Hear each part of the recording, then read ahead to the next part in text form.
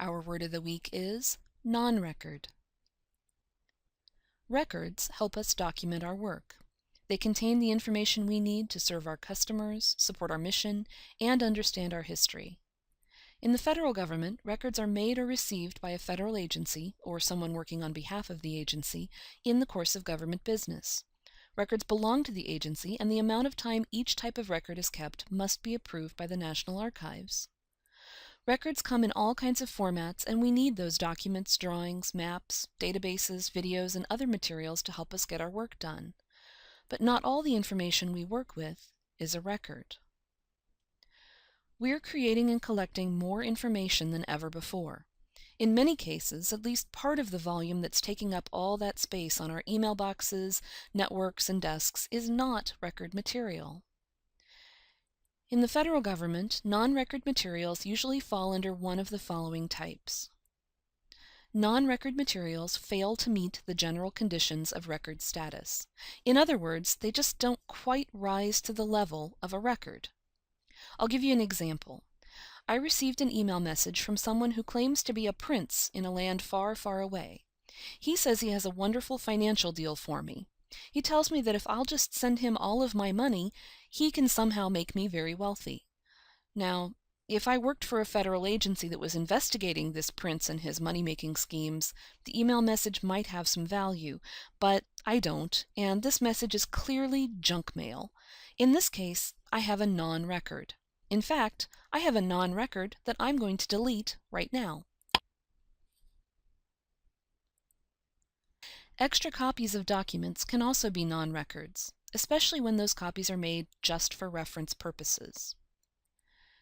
Let's say I have a policy document that explains how to buy a toner cartridge for our office printer. The original copy of that document, the official record, is on file with an office at our headquarters. Right before my printer ran out of toner, I printed out a copy of the document. My printout is a convenience copy of the official policy. I'm using my non-record copy for reference, and as soon as I've figured out the steps and ordered the new toner, I'll be able to recycle my copy of the policy because I won't need it for reference anymore. If you have a reference copy of a document and you're not adding to it or taking action on it, you probably have a non-record copy. Stocks of publications and processed documents are non-records. If your office publishes an annual report or creates a flyer or brochure to give away to visitors, you will want to have a record copy on file to document your work, but those 500 other copies you have stacked on the front desk for people to pick up are non-records. Library and museum material that's used only for reference or exhibit purposes will also fall under the definition of non-record material. For example, your office might purchase some business directories to help you identify companies and groups you need to contact, or you might subscribe to a professional journal so you can stay current on new developments in your field. Those materials are useful and helpful, but they're not documenting government work. They're reference materials, and we'll keep them in our office library until they're no longer needed. Or let's say you establish a display that highlights your agency's history, and you make a copy of the founding documents that established your office. Now, those original documents are records, and they do need to be maintained. In fact, they probably need to be transferred to the National Archives as part of our nation's history. But the copies you made to display in your exhibit are non-record copies. Non-records include things like office supply catalogs, professional and business journals, training catalogs, email announcements, newsletters we receive from other organizations, and other published materials like that.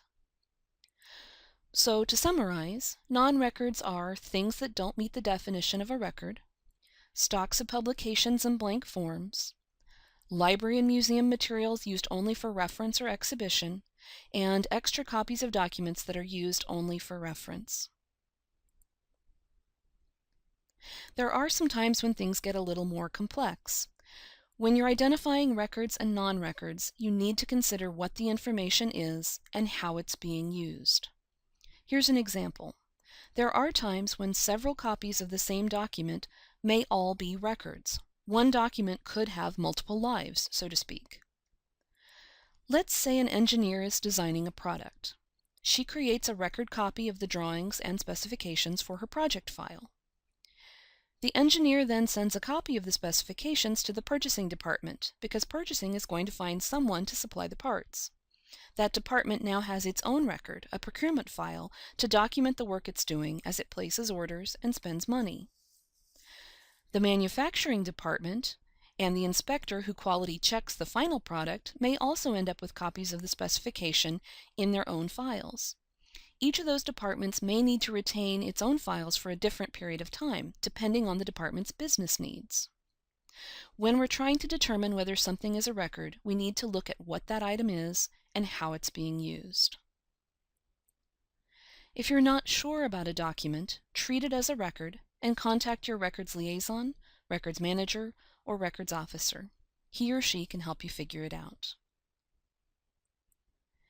In the federal world, non-record materials do need to be managed so they don't pile up and overtake our servers, inboxes, and desktops. When we do need to keep non-records, we want to be sure that they're not intermixed with our official files. That way it's easier to find the information we need and easier to preserve important records for the right amount of time. It's also important to weed out non-record materials that are obsolete or no longer useful. A little regular maintenance can help us keep our networks and offices running more smoothly. If you'd like more information about managing records and non-records, visit us online at archives.gov.